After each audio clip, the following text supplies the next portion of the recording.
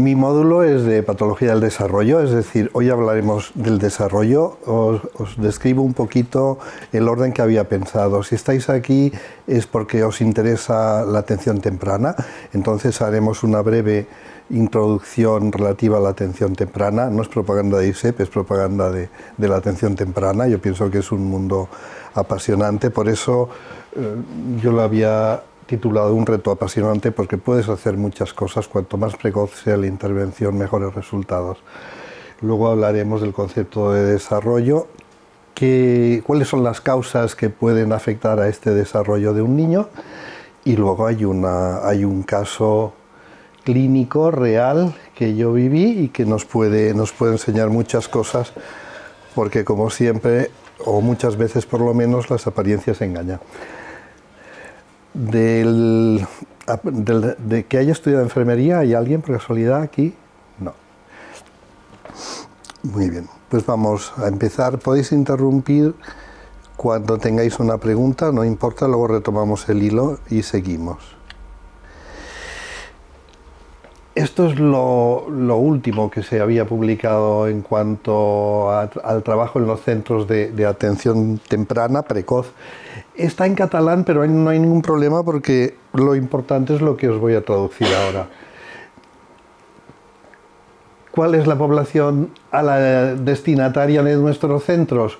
Pues los niños que, teniendo un desarrollo normal, que en principio hace pensar que no necesitan ninguna ayuda, pero en que en cambio están inmersos en un medio familiar o social que pueden hacer sospechar que en el futuro sí que sería necesaria nuestra intervención, porque verán entorpecido su desarrollo. Luego, los que tienen ya una alteración del desarrollo comparada con la media de su edad, los que tienen malformaciones evidentes, ya sea de tipo congénito, lesiones cerebrales, etc. ¿Y qué objetivos tiene? Pues es la atención a esta población comienza desde que el niño nace. Hay causas que afectan al desarrollo que son prenatales, pero bueno, no se pueden tratar se pueden tratar, pero desde el punto de vista médico-quirúrgico. Pero una vez nace el niño ya puede ser objeto de nuestra atención, y la franja de edad es en principio hasta los 6 años. Pero en nuestros centros, en función de la demanda, entonces se declara una franja de edad prioritaria de atención, y esta franja de edad prioritaria va de 0 a 3 años. Es lo que está subrayado aquí. Y dentro de la atención prioritaria siempre distinguiremos los casos más graves de los casos más leves. Es decir, si la media de atención en nuestros centros es de una sesión semanal, por ejemplo, pongo por caso, que es lo habitual, entonces casos que son más graves pueden requerir, sobre todo al principio, 2 sesiones semanales. Lo importante no es lo que se hace muchas veces con estos niños en las sesiones, sino las pautas que se ofrece a los padres para que sigan trabajando en su domicilio, porque la atención tiene que ser continuada.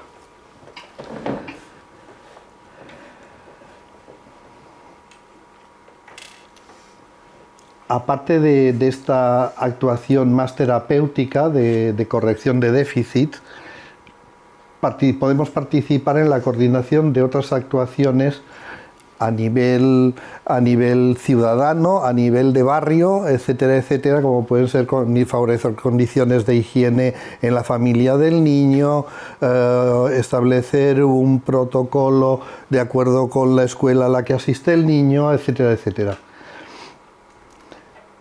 También podemos participar en equipos interdisciplinarios, sobre todo con las escuelas, con los psicólogos, con las personas que dirigen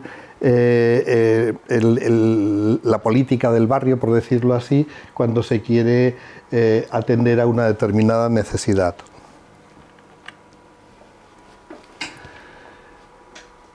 Las funciones, yo diría que la más importante es la atención del niño, pero hay que hacer una información y un soporte a la familia.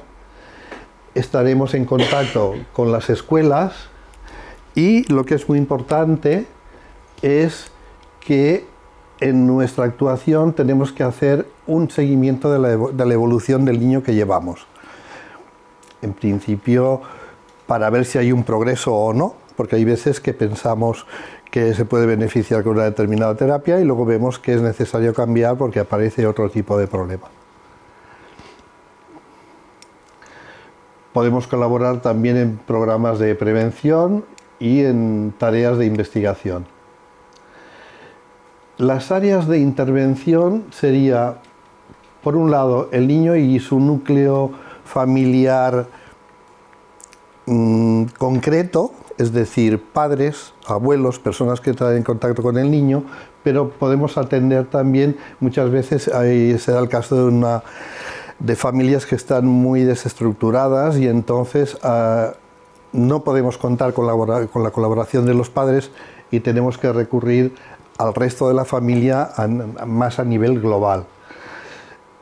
Actuaremos también en el entorno en el que se desarrolle este niño. En nuestro medio es preferentemente el medio escolar y luego podemos también orientarlo para, en determinados casos, se beneficie de ayudas sociales que contribuyen a su desarrollo. Los profesionales que forman los equipos multidisciplinares de los centros de atención temprana, aparte de médicos, hay personal. Médicos suelen ser neuropediatras, como yo, que he estado 16 años en centros de atención temprana, diversos centros. Por un lado, en los dos valleses, el oriental y en el occidental, estuve trabajando en Granollers y en Rubí, pero sobre todo he estado en el centro de Sants-Montjuïc, que depende de ASPACE, la Asociación de Parálisis Cerebral. Bueno, decía que aparte del neuropediatra hay también psicólogos. El psicólogo es el profesional que más abunda en los centros de atención temprana. Luego puede haber también fisioterapeutas, logopedas. Suele haber en los equipos una trabajadora social y en menor medida terapeutas ocupacionales.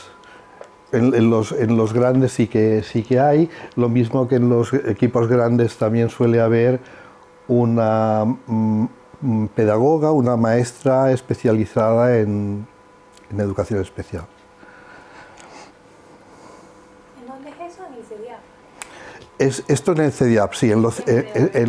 Sí.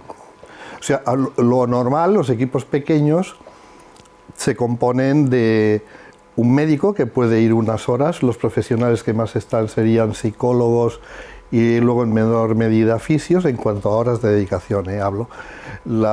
Si hay una pedagoga también y la logopeda también, o sea, serían el núcleo del equipo, una trabajadora social obligatoriamente y una secretaria.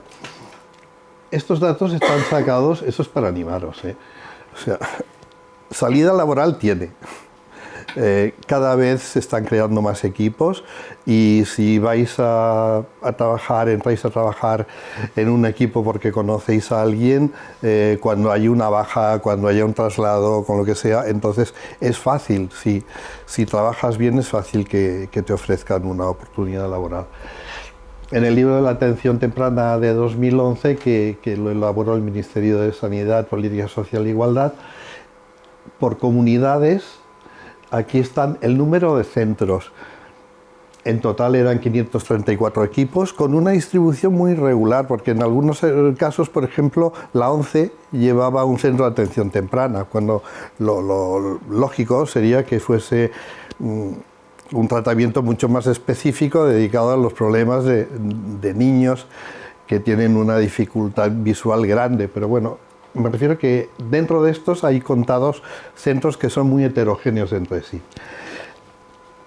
Con el paso del tiempo, pues el número de centros ha crecido.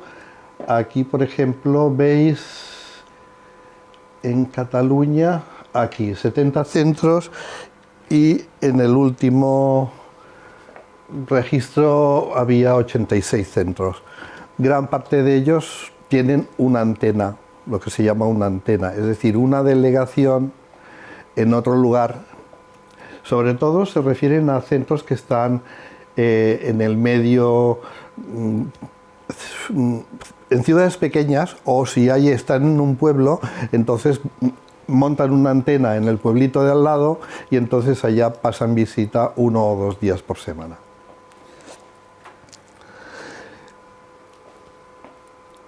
Erika decía antes de que este máster, que por cierto ha sido escogido por la revista del Mundo el diario El Mundo, como el mejor del país en cuanto a atención temprana. Yo estoy asombrado y agradecido a la vez por la parte que me toca, pero bueno, este máster está dirigido sobre todo a psicólogos, médicos también, y diplomados en enfermería, pero diría que psicólogos, fisioterapeutas, trabajadoras sociales, terapeutas ocupacionales, logopedas y maestras de educación especial. Este sería el abanico de alumnos que solemos tener.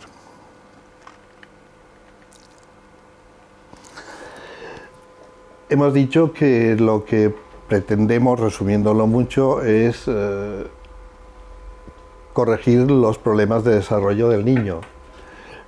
¿Pero qué es un desarrollo normal? Pues mira, aquí tenéis una definición. Es aquel que permite al niño alcanzar de forma progresiva todas aquellas habilidades que le corresponden en función de la edad cronológica que tenga. El proceso de desarrollo comienza en el momento de la concepción y se va continuando hasta alcanzar la edad adulta. En principio, lo que antes se puede valorar sería el desarrollo motor, pero luego se tienen que valorar otra serie de cosas. Digamos que este sería el primer signo de alarma, y que el eje de este desarrollo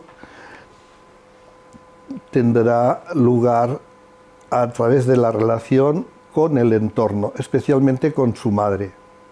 Es muy importante. Un niño que se aísla en cuanto nace del resto de familia tendrá un desarrollo anómalo,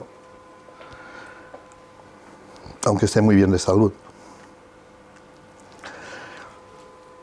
¿Qué es el retraso psicomotor? Bueno, es un problema que encontramos en nuestro medio con una frecuencia del 10% de la población, pero muchas veces es difícil de diagnosticar cuando estamos entre un niño que tiene un desarrollo normal y otro que no lo tiene.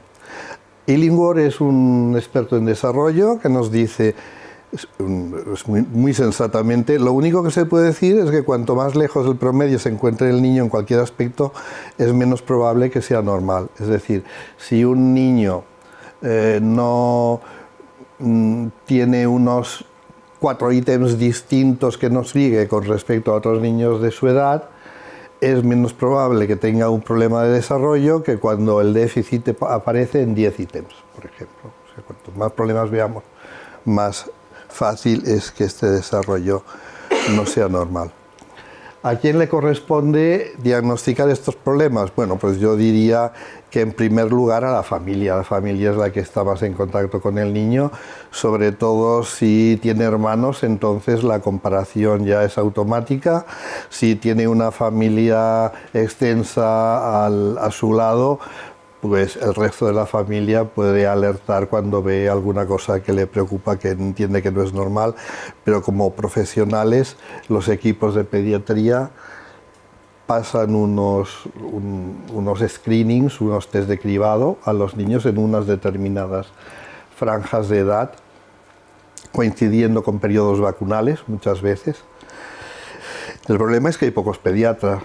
Y antes era el pediatra el que también pasaba de forma muy rigurosa estos controles, ahora delega más en el personal de enfermería y si hay alguna cosa preocupante es cuando llaman al médico. En algunos países hay incluso una carrera universitaria que es la pediatría del desarrollo, es una especialidad como Estados Unidos, por ejemplo. La pediatría del desarrollo estudia la adquisición de la habilidad funcional de niños y adolescentes, identifica los trastornos constitucionales cuando existen y las circunstancias ambientales que dificultan este desarrollo. Ante cualquier niño que tenga una alteración en su desarrollo hay que distinguir si se trata de una variante con respecto a la normalidad. Por ejemplo, ¿cuál es la edad en que un niño tiene que empezar a caminar? Lo normal es que al año todos los niños comiencen a caminar, pero hay algunos que comienzan a los 8 meses y otros comienzan a los 15, y en los dos casos estaría dentro de la normalidad.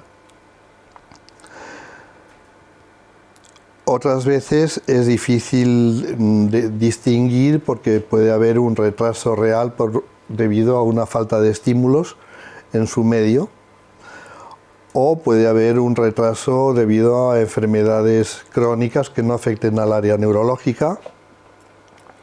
Puede ser el debut de un déficit sensorial aislado. Un niño que tenga, por ejemplo, dificultades serias en cuanto a visión tendrá un desarrollo alterado porque la apreciación de la realidad del mundo que le rodea no será la misma que otros niños.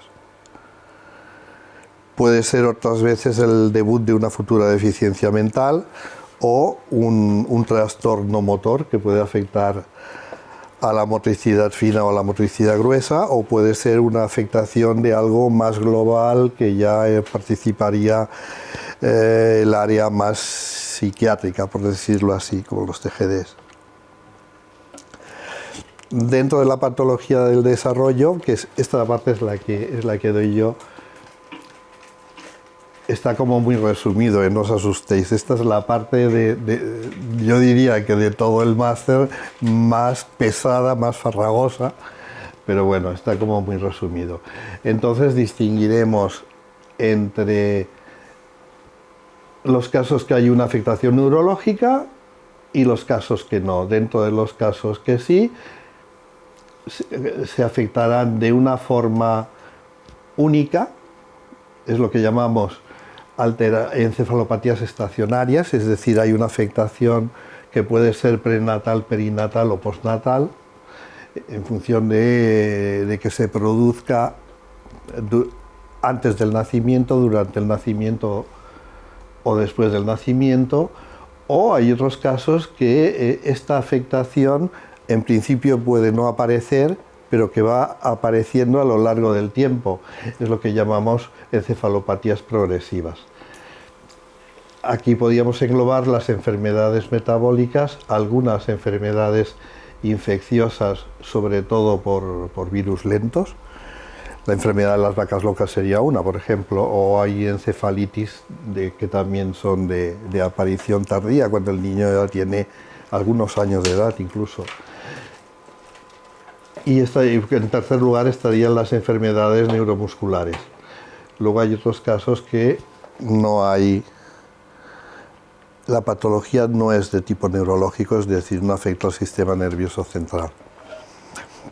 Explicando un poquito estos tres grupos, digamos que en el origen prenatal es donde encontramos las alteraciones cromosómicas.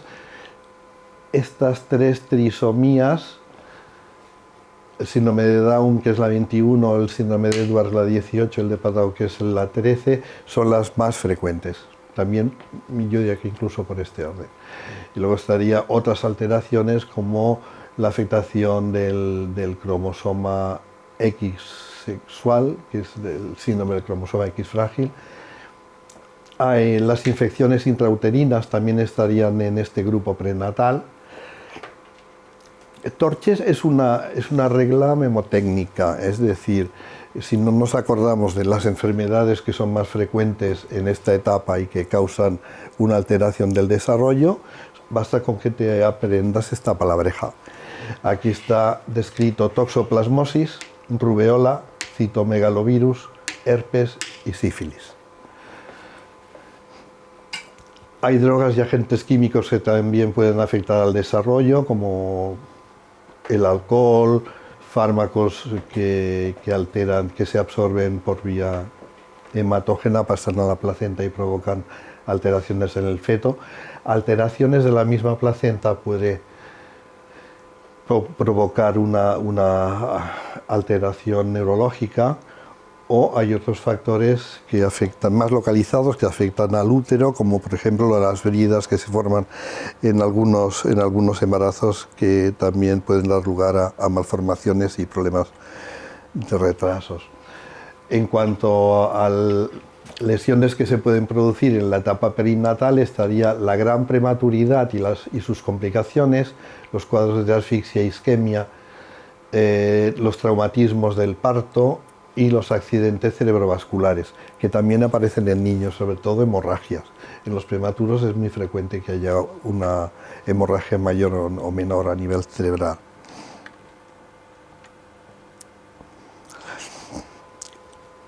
Y dentro de las causas de tipo postnatal estarían los traumatismos craneoencefálicos, sobre todo accidentes de tráfico, caídas, accidentes vasculares cerebrales, que también los hay, sobre todo, no solamente hemorragias, puede haber zonas de infarto, por ejemplo, o coágulos que den problemas.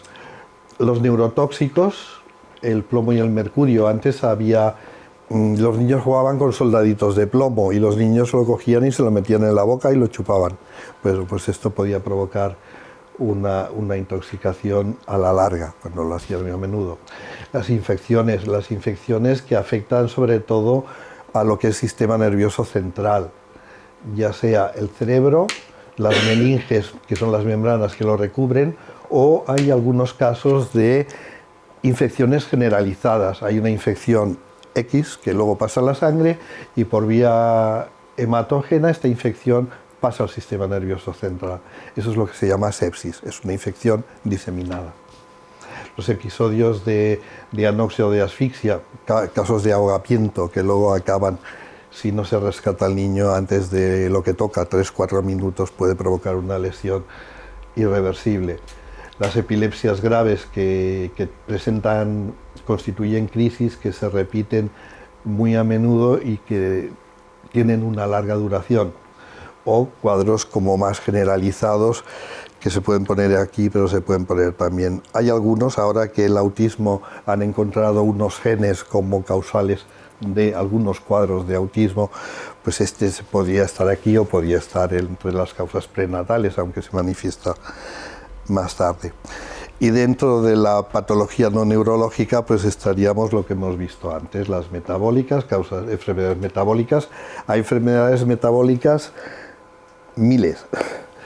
Están dentro de la mayor parte del grupo de enfermedades raras, son alteraciones metabólicas de los hidratos de carbono, de los lípidos, de las proteínas, etcétera, etcétera. Luego estarían las enfermedades infecciosas, esta es la que os comentaba de la enfermedad de las vacas locas, que provoca una afectación cerebral con imágenes espongiformes. Y luego las enfermedades neuromusculares, la más frecuente de las cuales sería la distrofia muscular de tipo Duchenne, por un déficit de distrofina. Y dentro de la patología no neurológica, pues ya es un cuadro con muchas posibles causas. En primer lugar estarían las enfermedades o situaciones que en esta época prenatal afectan emocionalmente a los padres, hacen perder la ilusión, de alguna forma dificultan la vinculación con ese hijo que van a hacer, que se aleja mucho del hijo que habían imaginado ellos. Y esta actitud por parte de los padres puede afectar al desarrollo futuro del niño. La prematuridad, los procesos que impliquen una separación del niño y sus padres biológicos, por retirada de custodia, problemas de distancia social en la familia, alcoholismo, prostitución, etcétera, etcétera. Las enfermedades orgánicas con riesgo vital, cuando el niño tiene, por ejemplo, una cardiopatía congénita y esta cardiopatía le obliga a intervenciones quirúrgicas repetidas, estancias hospitalarias largas y aislamiento de los padres que no pueden entrar en los servicios de reanimación, por ejemplo, cuidados intensivos, etcétera, etcétera, pues también puede afectar a su desarrollo. Las intervenciones severas por cuadros polimalformativos, niños que están inmovilizados mucho tiempo, desde problemas de cadera, que es una cosa temporal que dura poquitos meses, cuando hay imágenes que dañan la imagen corporal. Antes había niños que tenían malformaciones, sobre todo en la cara, en el rostro, que los papás no los sacaban mucho de casa, los tenían como ocultos y entonces la vida de relación era muy pobre. En algunos pueblos, chicos que tenían parálisis cerebral, por ejemplo, ocurría lo mismo.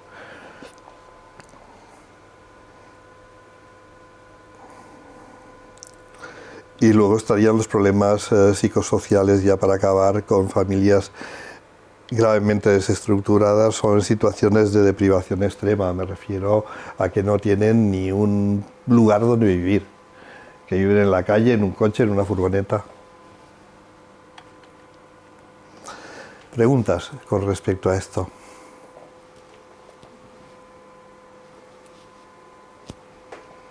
¿No?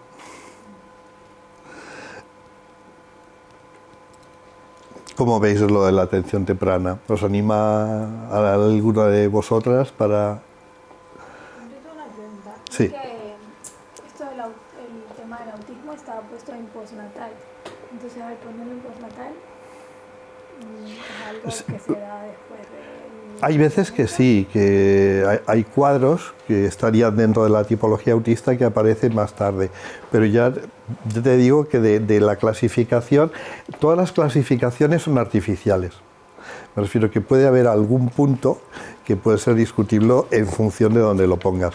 Por eso os avisaba ya que hay algunos tipos de autismo en los que se ha relacionado un origen genético, una alteración en unos determinados genes y que son la causa de estos cuadros de autismo. Entonces, estos es lo que os decía antes, que sí que podías ponerlo entre las causas prenatales, pero la mayor parte aparecen más tarde. O sea, el niño cuando tiene unos meses, pues un niño que en principio se desarrolla bien, come bien, puede haber alguna dificultad, como por ejemplo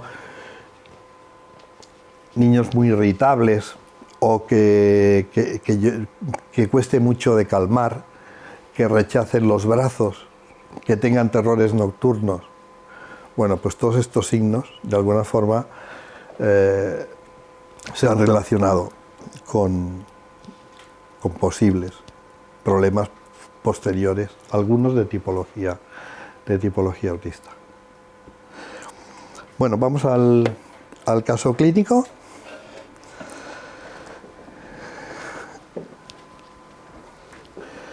Pues vamos a hablar de Montse.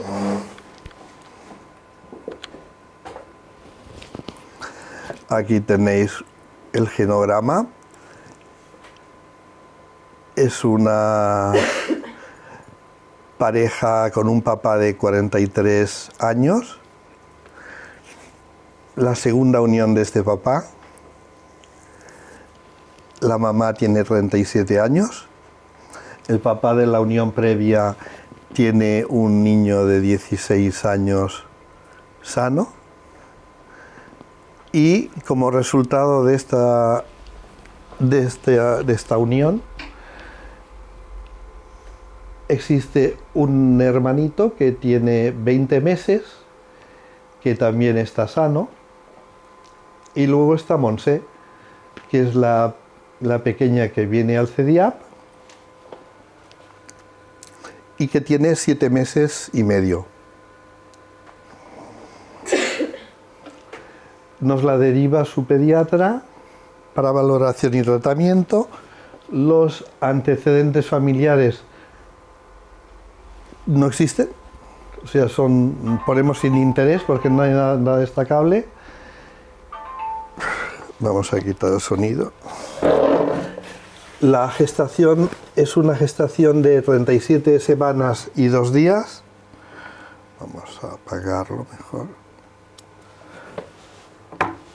Las ecografías a lo largo de la gestación son normales y le han hecho también a la mamá el triple screening, que es una prueba que se miden tres sustancias: la alfa-fetoproteína, una gota de atrofina, el estriol, y según cómo salga esta medición puede ser sugestiva o no de la existencia de un síndrome de Down. El porcentaje de fiabilidad es del 70%. ¿Algunas preguntas con respecto a esto? Luego volveremos, ahora os pongo la segunda y luego volveremos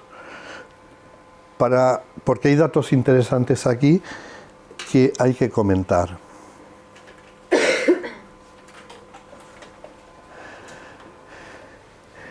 Hago la primera visita y entonces recojo datos. Ha sido un parto normal. Eutóxico quiere decir normal, la palabreja esta. Hospitalario, la mamá ha roto la bolsa de aguas de forma espontánea y se le ha hecho anestesia epidural para evitar complicaciones. En el informe hospitalario dicen que es un recién nacido a término, aunque tiene un peso bajo para la edad gestacional. Entre los datos que recojo es que el peso al nacer fue 2,650 kilos, la talla 47, el perímetro craneal 32,5 y el Apgar de 6,8. La mamá me dice que le dio pecho un mes, que la niña chupaba bien, pero que más tarde decidió darle una leche maternizada.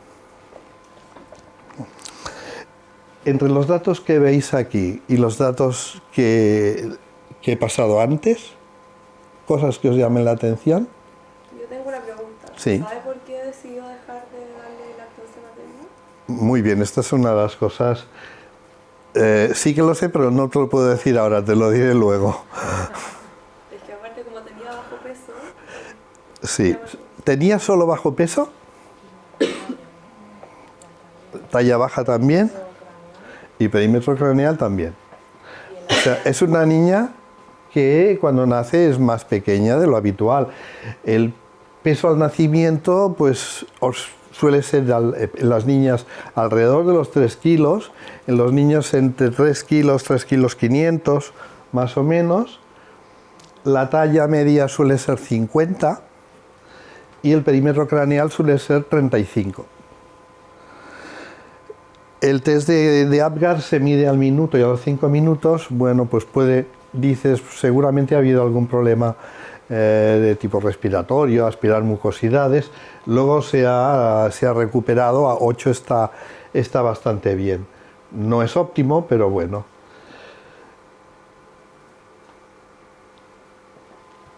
Llama la atención, en primer lugar, esto. ¿Por qué? Porque si los prematuros, por ejemplo, tienen dificultades para cogerse el pecho, pero una vez se cogen no hay ningún problema para la alimentación, entonces a los prematuros muchas veces se les tiene que dar... Tienen problemas porque no tienen el reflejo de succión adquirido, entonces se les puede dar leche con una sonda nasogástrica. Hay un temporizador, una jeringa grande llena de leche que puede ser materna. Entonces el temporizador va haciendo que el hemo lo vaya bajando poco a poco y tiene el niño una sonda nasogástrica y de allí va pasando la leche de la jeringa al estómago. Pero luego, cuando ya pasan unas semanas, el niño ya adquiere el reflejo de succión, que hay formas de estimularlo, y ya se puede alimentar directamente a través del pecho materno. Vamos al anterior, porque tiene relación esto con la anterior. Aquí diríais que, bueno, en función todo esto, la edad de gestación no es normal, pero es casi normal, porque las semanas de gestación son de 38 a 42. Si es menos de 37, sí que hablamos de prematuros, pero siendo de 37 y 2 días, no, tenemos que hablar de recién nacidos a término, por eso estamos de acuerdo con lo que dijeron en el hospital.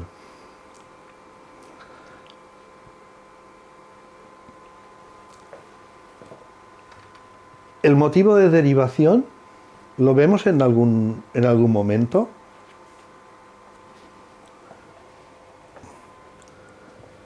El pediatra nos lo deriva para que lo valoremos y para que le tratemos. ¿Qué quiere decir esto?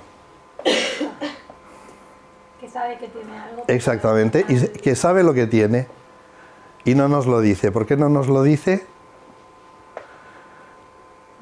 Porque se ve lo que tiene. Lo que yo no os lo puedo decir, pero porque esa es la pregunta final. Y lo que tiene, pues hagamos hipótesis. Ha nacido un poquito antes, pero la gestación ha sido buena. Las ecos y el triple screening en principio son negativos. En todo el genograma familiar por un lado y por otro no hay ninguna alteración. Si aquí vemos que hay una afectación del peso, de la talla, hola, bienvenida, y del perímetro craneal, ¿esto qué quiere decir? Pues que quiere decir que si hay algún problema, puede ser prenatal, sí o no. Sí, lo lógico es pensar que hay algo. Si es un problema de tipo placentario, por ejemplo, que afecta a la nutrición del feto, lo primero que se afecta es el peso. Pero normalmente estos dos valores se mantienen estables. Aquí hay una disminución de todo, con lo cual podemos pensar que hay un motivo prenatal, seguramente constitucional. De lo que hemos puesto antes, ¿qué pensaríais?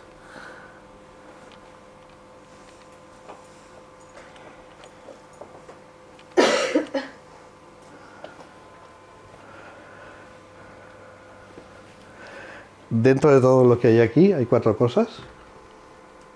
5. ¿Qué opinaríais? ¿A qué lo achacaríais? ¿Nos dicen algo de que haya alguna alteración a nivel placentario en el informe hospitalario? No. Drogas y agentes químicos, evidentemente, vamos, no hay nada, no parece probable. Infecciones intrauterinas tampoco. Entonces, ¿qué es lo que queda? Pero le hicieron le hicieron el triple skin. Sí, pero Claro, solo para síndrome de Down. por eso, entonces puede ser que sea Podía tener otra cosa. ¿Y por qué, pregunta, por qué descartamos tan rápido lo de drogas y agentes químicos? Porque no lo señalaron en el... Porque no está recogido en la historia hospitalaria, normalmente. Normalmente sí que lo dicen, o averiguan, o hacen un análisis a la mamá cuando ingresa y no ven nada raro. Otras veces sí que ven drogas y demás.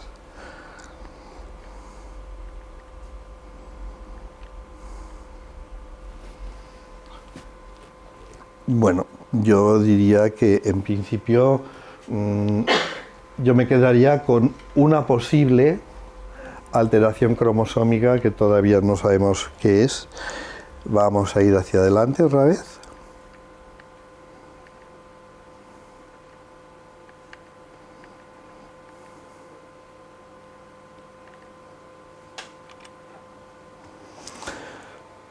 La exploración física, que la hago también en la primera visita. Entonces, ¿qué es lo que yo veo? Pues veo que es una niña que no aguanta la cabeza. La cabeza se aguanta normalmente hacia el mes, pero el tope normal es hasta los 3 meses, que no efectúa volteo, no se aguanta sentada. Estamos hablando de cosas que tendría que hacer con 7 meses y medio. No hace nada de esto. No fija la vista. El seguimiento visual que hace es intermitente, dura poco tiempo, y cuando trata de fijarse un poquito más, aparecen unos movimientos en los ojos de tipo horizontal, que es lo que se llama nistagmus, es cuando el ojo hace así, ¿no? Hay una hipotonía global, que es moderada, y se describe con una actitud de extremidades superiores en candelabro y extremidades inferiores en libro abierto. Eso quiere decir que la niña está con esta actitud. Brazos así, y las piernas las tiene separadas, las tiene en abducción. Eso es debido a la hipotonía. Si están rígidos los niños, normalmente tienen las piernas o estiradas y cruzadas, que es lo que pasa con los niños que tienen parálisis cerebral.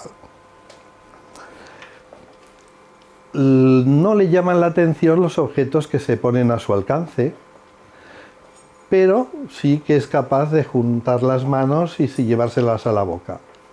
No emite sonidos tampoco. O sea que a nivel de retraso, diríamos que sí que existe un retraso importante. Podríamos decir que estaría a un nivel de entre 1 y 2 meses, diría yo.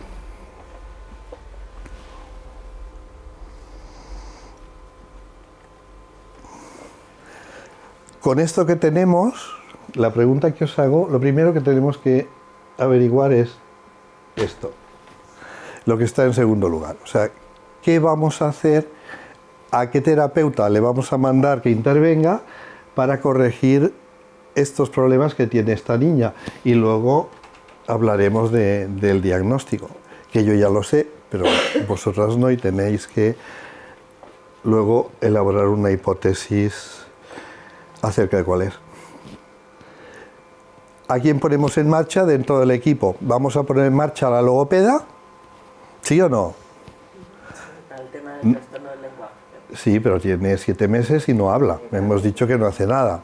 Claro, tiene que se le puede hacer un psicólogo. El neuropediatra es el que hace el diagnóstico y señala quién tiene que intervenir, pero en los casos que hay un retraso motor, que es lo primero, que es la fisioterapeuta, sí, la que tiene que intervenir para corregir posturas, provocar estimulaciones en la niña, etcétera, etcétera. Entonces, la fisioterapeuta se pone en marcha y comienza con 2 sesiones semanales, luego lo veremos. Dentro de los cuadros de alteraciones cromosómicas más frecuentes, los que provocan un cuadro clínico como el que acabo yo de narrar, con una hipotonía, con una hiporreflexia, con un retraso global, están el síndrome de Down, el Prader-Willi y algunos cuantos más. El síndrome de Down, en principio, parece descartable. Me parece descartable.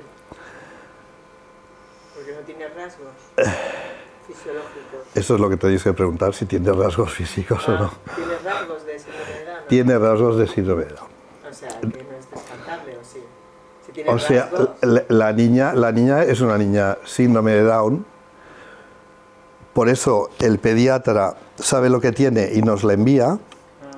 ¿Por qué entonces en la prueba sale neutro? Os he dicho fiabilidad, rango de fiabilidad 70%. Aquí es donde nos vamos a meter con un error médico. Entonces no debería ser negativo. Al final no debería decir negativo. Bueno, hay un 30% que se escapa. Y le ha tocado. Y no se ha hecho otra cosa que se tenía que haber hecho porque la familia es maravillosamente hermosa, no tiene ningún antecedente genético. Pero la edad de la mamá, ¿cuál es? 37. 37 años. Es riesgo. Está en una edad de riesgo. La edad de riesgo comienza a los 30 años, pero a partir de los 35 de edad materna es obligatorio hacer una analítica específica a la mamá. ¿Qué quiere decir una analítica específica a la mamá? Bueno, pues lo que hay que hacer es buscar un cariotipo. Entonces hay dos formas de hacerlo. Con una amniocentesis o con una biopsia de corión. Las dos cosas implican un acto quirúrgico más o menos mínimo, una con mayor riesgo de producción de aborto, que sería la biopsia de corión. La biopsia de corión es coger con una especie de pinza, ir hasta donde están las membranas que rodean el feto y coger un trozo de membrana, pequeñito. ¿Y eso a las cuántas semanas se hace el embarazo? Pues se puede hacer a las 15 semanas, quiero recordar, algo así. Se puede hacer antes que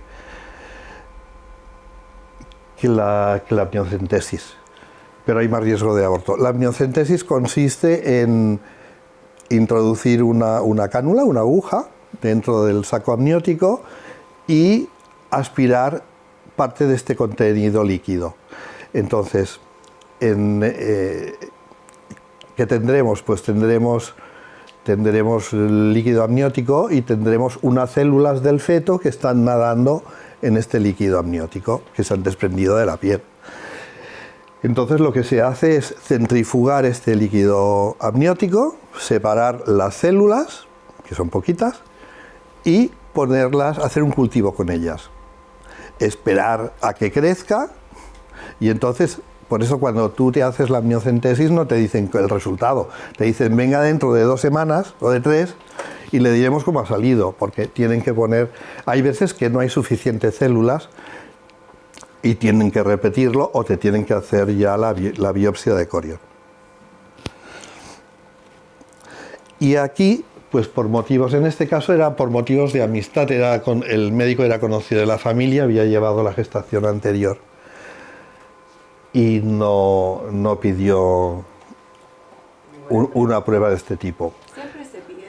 Sí, cuando uno... A partir de los 35 años se debería pedir siempre. Ahora hay una prueba que no está dentro de la sanidad pública, que consiste en un análisis de sangre materna buscando células fetales en la sangre materna. Que como todo pasa, la sangre pasa por la placenta al niño, luego vuelve a la madre. Bueno, pues entonces hay unos análisis que cuestan entre 800 y 1000 euros, que te dicen las probabilidades de tener unas determinadas enfermedades, sobre todo trisomías. Y te dicen, el riesgo del síndrome de Down pues es del 30%, o el riesgo de Prader-Willi es del 50%. Pero es un número aproximado. Pero es una prueba inocua para el feto, porque también se basa en una extracción, en un análisis de sangre para la madre.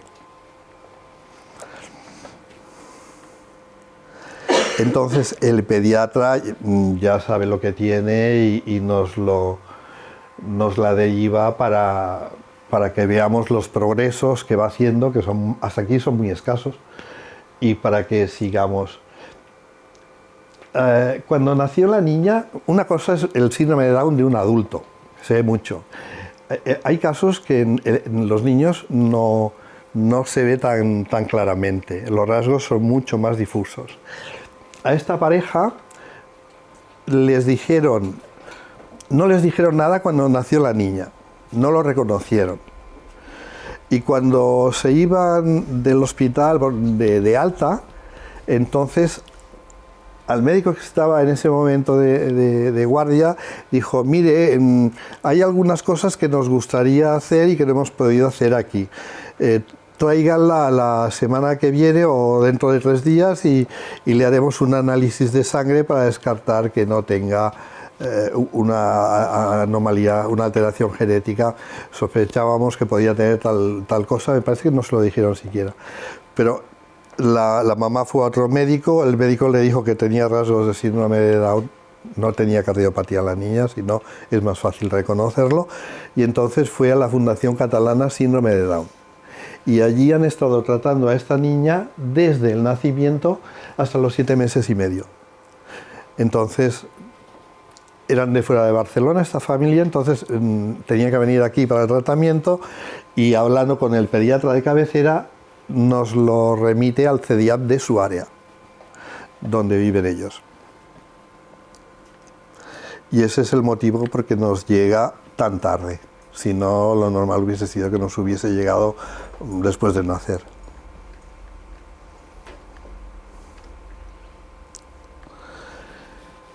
Lo que os decía, comenzamos haciendo trabajar a la fisioterapeuta, 2 sesiones semanales.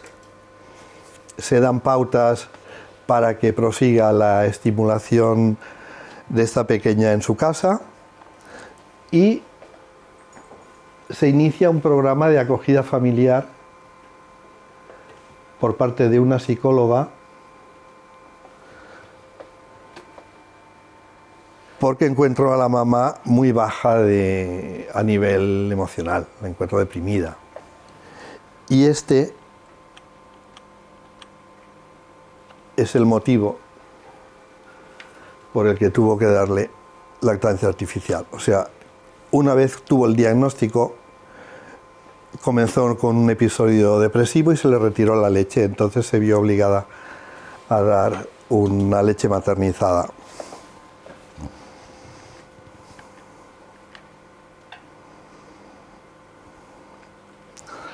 Una vez tenemos ya la estimulación motriz más o menos en marcha, alternaremos lo que es fisioterapia con una estimulación más global. Cuando ya el niño sea capaz, ¿para qué? Para estimular el lenguaje, por ejemplo, para una estimulación con colores, táctil también, pero eso se hace más adelante. En principio lo que queremos es que ella pues haga volteo, se arrastre, luego gatee y luego sea capaz de mantenerse en bipedestación. Hablando del síndrome de Down, haremos un pequeño recordatorio. Es una trisomía, hay un cromosoma de más en el par 21. Es la trisomía y la alteración cromosómica más antigua, la descubrieron en el siglo XIX.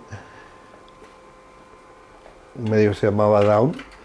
Y la prevalencia neonatal media es de 1 partido por 800. Esto es verdad, pero a la vez es mentira, como todos los datos estadísticos, y luego veréis por qué. Dentro de la clínica lo que vemos es que hay un déficit mental en grado variable, un tono bajo, una talla baja, una cara redonda con un occipucio plano.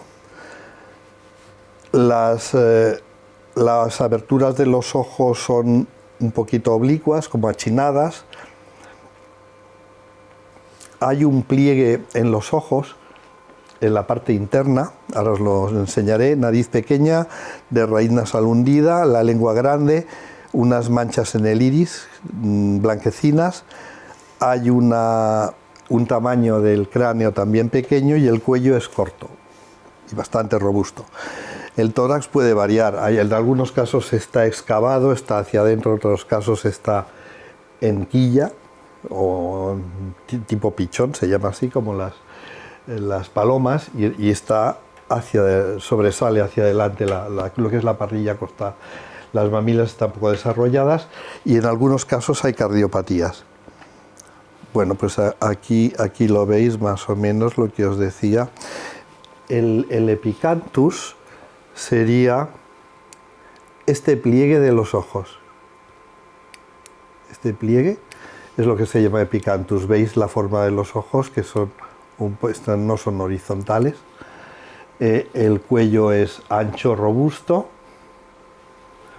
Las manchas estas a nivel de iris hay veces que se ven, no siempre.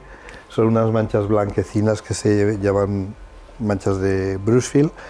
Y la lengua tiene un aspecto, es una lengua grande que muchas veces sale de la boca. Son niños que tienen una protusión lingual bastante permanente. Otras cosas de este síndrome, pues la hipotonía generalizada que tienen hace que a nivel abdominal parezcan pequeños budas, es decir, tienen un abdomen muy hipotónico con un tono muscular bajo y entonces es frecuente que aparezcan hernias umbilicales. A nivel de pelvis hay una disminución de unos ángulos que luego veremos en imagen. Los genitales son pequeños, el escroto está hipoplásico, los testículos no están en bolsa. Las manos son cortas y anchas, aparece muchas veces un surco central que se llama surco simiesco porque aparecen los monos. En cambio, si os miráis la mano, vosotros veréis que hay más de una raya. Eso son las pitonisas que os leen el futuro. Se ganan la vida con esto. Hay una atrofia de la falange media del dedo meñique y la separación, normalmente el primero y el segundo dedo del pie, está aumentada. Otras características a nivel endocrino, hipotiroidismo, obesidad, déficit de ácido fólico. Para prevenir problemas de estos, en muchas gestaciones el tocólogo manda ácido fólico a la mama. Una pastillita de ácido fólico todos los días. Y un preparado polivitamínico que tenga hierro. ¿Por qué? Porque hay una poliglobulia. Y hay una hemodilución de la sangre materna porque tiene que formarse nueva sangre para el feto y entonces hay una anemia relativa. En los niños que tienen síndrome de Down, la vida ha aumentado mucho en cuanto a esperanza. Antes había muchas defunciones antes y no llegaban a los 35 años. ¿Por qué? Porque había muchas cardiopatías y las cardiopatías empeoraban el pronóstico y las complicaciones cardíacas eran lo que acababan matando a estos niños. Si no, ahora que las cardiopatías se pueden prevenir antes, se pueden operar.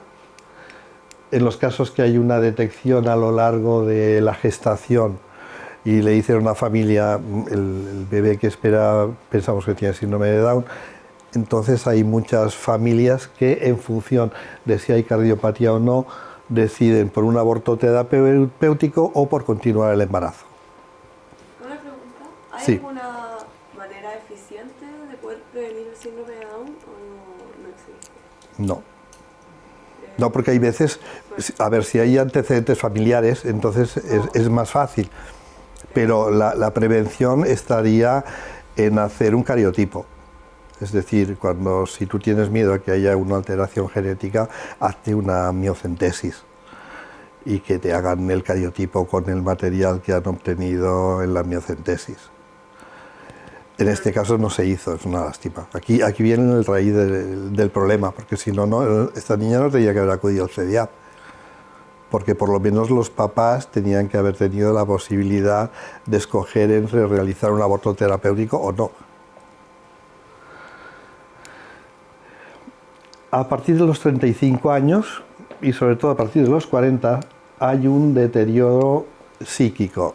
Los niños que tenían síndrome de Down y eran muy tranquilos, muy cariñosos, cambian el chip y entonces pueden comenzar a manifestar trastornos de conducta, manías persistentes, episodios de agresividad hacia ellos o hacia el entorno y muchas veces hay que tratarlos. El diagnóstico es prenatal a partir del cariotipo. Una pregunta, pero la amniocentesis no es que te dice el porcentaje, no es que previene, o sea, te dice el porcentaje que... No, la amniocentesis sí. La amniocentesis, como son células que han cogido, luego han hecho el contaje del cariotipo, es coger los cromosomas por parejas y estudiarlos. Entonces sí que pueden ver si en el par 21 hay un cromosoma de más o no. Lo pueden prevenir, o sea... No, y entonces, bueno, lo pueden prevenir. Te dan un diagnóstico de seguridad. Este ya es un diagnóstico de seguridad. Entonces la familia es la que tiene que decidir. ¿Seguimos con la gestación o hacemos un aborto terapéutico? O continúan adelante, ¿no? Sí, claro. O sea, en los países que no está legalizado el aborto terapéutico ni siquiera se hace esas cosas. No, muchas veces no. Hablamos en Sudamérica, por ejemplo, cuando está prohibido en algunos países de Sudamérica, no. Bueno, aquí tenéis algunos rasgos físicos de los que hemos comentado antes. Son manos toscas con dedos cortos. Este sería el pliegue simiesco, un pliegue central.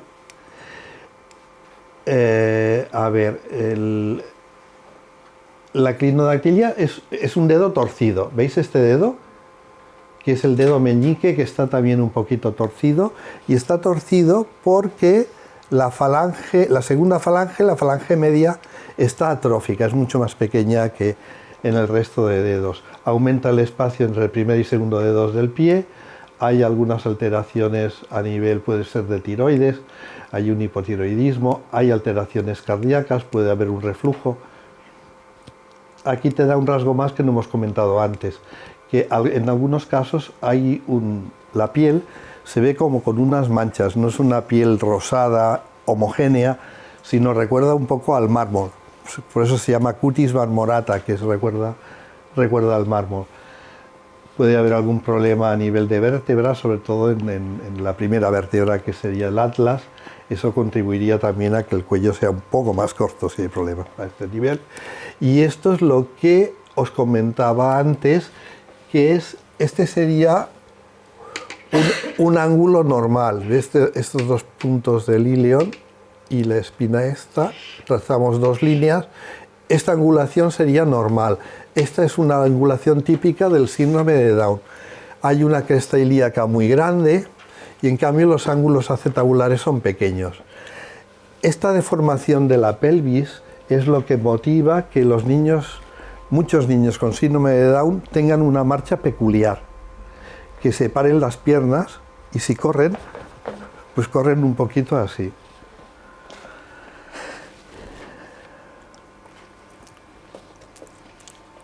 Esta gráfica la he traído por lo que os decía antes, que todas las estadísticas en parte mienten. Porque hemos dicho que la frecuencia era de 1 partido 800, pero es que la frecuencia, sobre todo en muchos cuadros que son cromosómicos, varía mucho en función de la edad materna. La edad paterna dicen que influye, pero muchísimo menos. Entonces, fijaros aquí.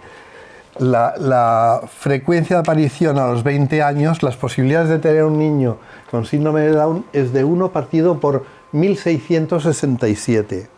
Es una frecuencia ridícula.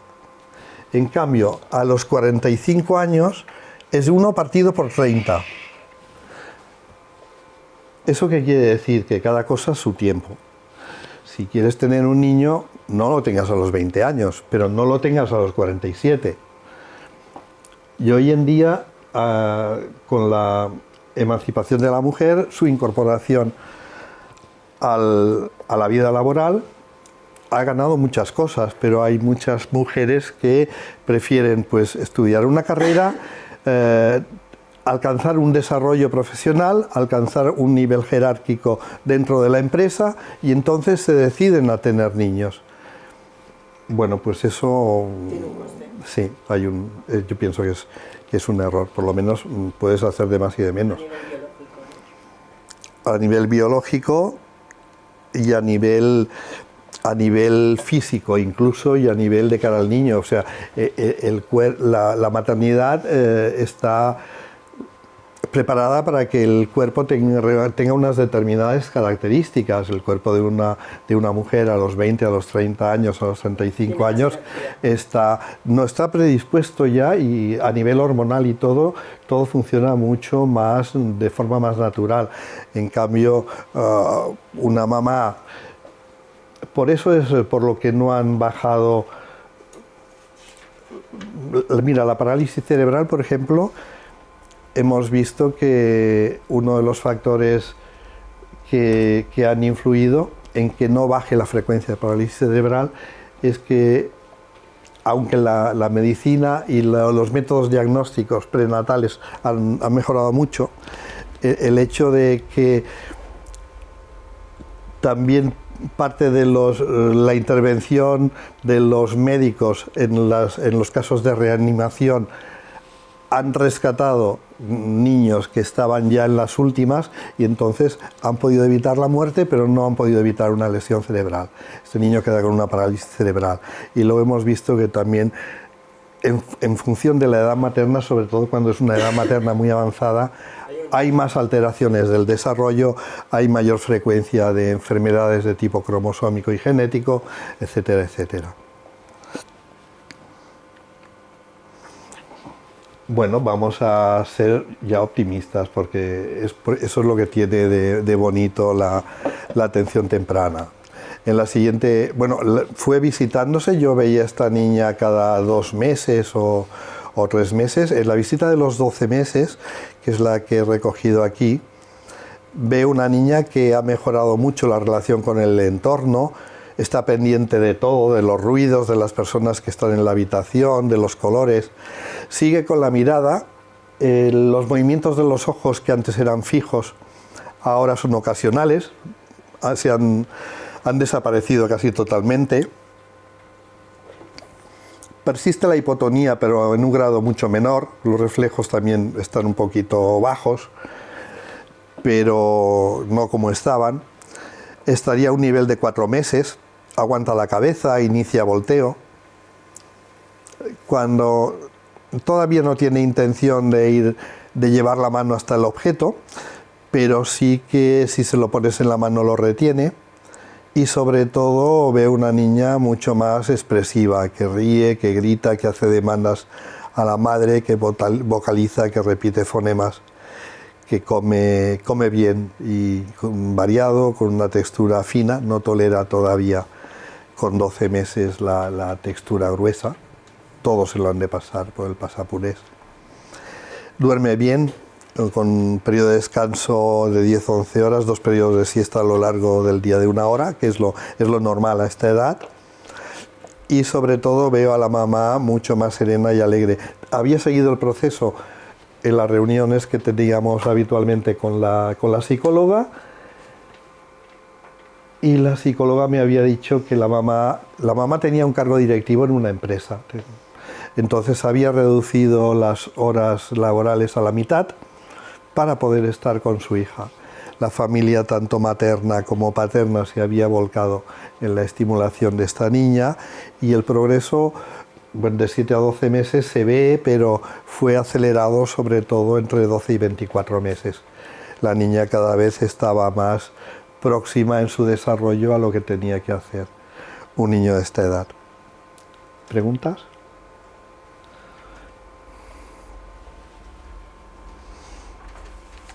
Bueno, pues daros las gracias por no haberos dormido a lo largo de la charla. Ejemplar, y además esto nos informa de que si tienes que ser madre, cuanto antes mejor. Sí, cada cosa a su tiempo. Porque el precio que pagas es elevado. Pero bueno, afortunadamente la familia se cohesionó. Sí, aquí funcionó la familia en global, claro, también. Y los dos eran una pareja muy maja, muy agradable, que tenía mucho amor que ofrecer, a su hija, y bueno, se pusieron las pilas. Bueno, pues si os animáis podéis meteros en el mundo de la atención temprana. Cuanto más precoz es la intervención, mejores resultados. Yo cuando comencé tenía experiencia más de casos somáticos, ¿no? Enfermedades, parálisis cerebral, etcétera, etcétera. Pero casos de tipo autístico no tenía mucha experiencia, y entonces me asombraba ver lo que conseguían mis compañeras psicólogas al cabo de unos meses de tratamiento, cuando había un niño que no te veía y chocaba contigo cuando entraba en el despacho, y luego pues al cabo de unos meses le ponías la mano y vería al niño y la chocaba y se sentaba en la silla donde se sentaba siempre, ¿no? Y eso es lo que te ayuda a seguir, ¿no? Bueno, pues muchas gracias por vuestra atención. ¿Quieres estar al día de todo lo que ocurre en ISEP? Síguenos en las redes sociales y no te pierdas nada. Actualidad, entrevistas con expertos, masterclasses, sesiones clínicas, vida estudiantil, eventos y mucho más. Podrás encontrarnos en Facebook, Twitter, LinkedIn, Instagram y YouTube. Además, ahora podrás convertirte en el protagonista de nuestros perfiles sociales. ¿Cómo? Muy sencillo. Cuéntanos cómo está siendo tu experiencia en ISEP, muéstranos cómo es tu día a día o comparte las fotos de tus mejores momentos. Acuérdate de etiquetarnos o de usar el hashtag #ExperienciaISEP. Así podremos compartir el contenido con el resto. Recuerda, juntos hacemos ISEP.